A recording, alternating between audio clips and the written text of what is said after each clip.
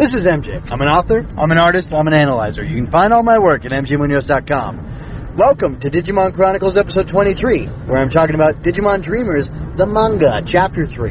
And I have to say, folks, my burgers! Anyway, I really love the comedic tone of this manga. I don't know why. I'm pretty, I pretty much, well, you may or may not know this, because this could be your first episode. I have this thing that I'm kind of uniting all my content under, which is story over everything. And that's the name of my writing podcast, where I talk about story and my writing and my process as a writer, putting myself to be, anyway. The Story Over Everything podcast is where I chronicle my journey as an author, artist, and analyzer, as I'm trying to make myself into a successful author, entrepreneur, I guess you could say. So anyway, but yeah, Story Over Everything, I kind of have that tagged on everything that I'm doing, including this Digimon Dreamers, or including Digimon Chronicles, because I really care about the stories here in whatever media I consume. It's not just, oh, these graphics are amazing, or that guy's so cool, or anything like that. It's is the story good or not? And that's why I can take seriously and cry about Gabumon and his love for Matt in season 1 of Digimon, and pulling pulling him out of that cave of despair towards the end there when Paidemon's wrecking stuff and Sora gets stuck too. Oh man, all that stuff I love so much.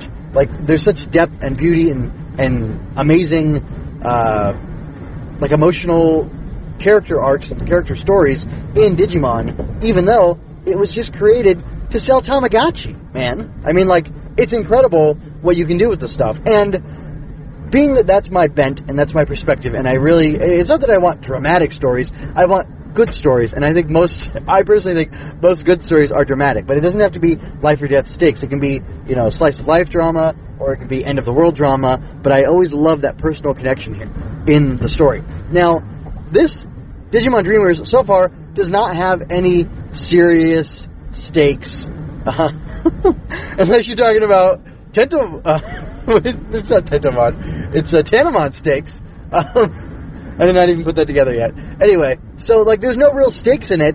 It's just a fun, silly story with Digimon who I'm nostalgic for, and Digimon who I'm not nostalgic for, but that are growing on me. Pulsemon is adorable. I love Tanemon. Tanemon's one of the cutest Digimon designs ever, or cutest designs ever, period. And, Patamon's there and everything. So, basically, I'm just saying that despite the fact that I care so greatly about story, it's the most important thing in the world, I'm also, that needs to be tempered with, is it entertaining? Because this silly Digimon manga, which is like a silly cartoon, is just entertaining as all get out. I'm having such a good time with it. It's not asking a lot of me. It's not asking me to read 30 pages or 50 pages. It's 9 pages, and it moves fast, and I don't think they go, any going off of model, anyway, the characters are just drawn really nicely. Yabuno, I believe is his name, right? The mangaka here, or the artist, anyway. He's just doing a great job with these illustrations. He does, the silly squash and big eyes and whatever for, manga, but that's part of the genre, that's part of the medium, and I expect it. I don't want to see that stuff in American comics. Ugh. Never. I want John Romita. I want Mark Begley.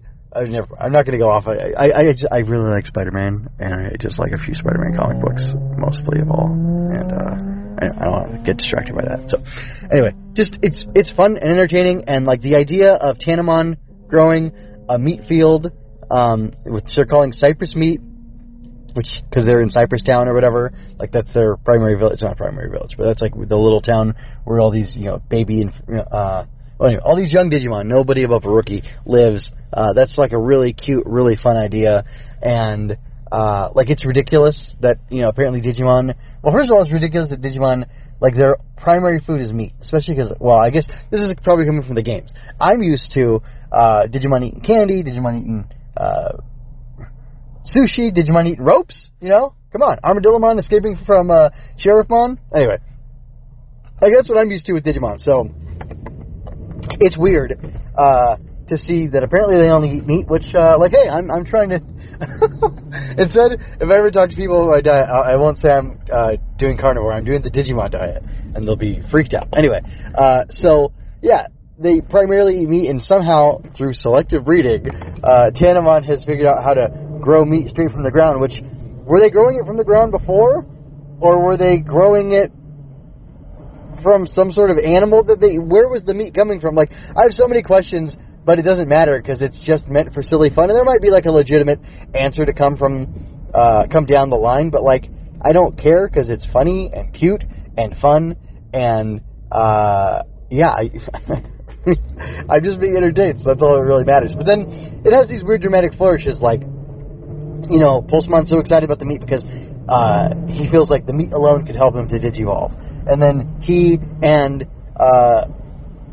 the kid, Kodo, somehow are, like, syncing up and, like, becoming in sync because they're even eating the meat together, and, like, their hearts are stirring and their souls are, you know, fixated on evolution through meat or digivolution through meat consumption. Like, again, it's just really silly. But then we do get this nice edge at the end where there's two, I can't remember what he's called, Demi-Devimon, right?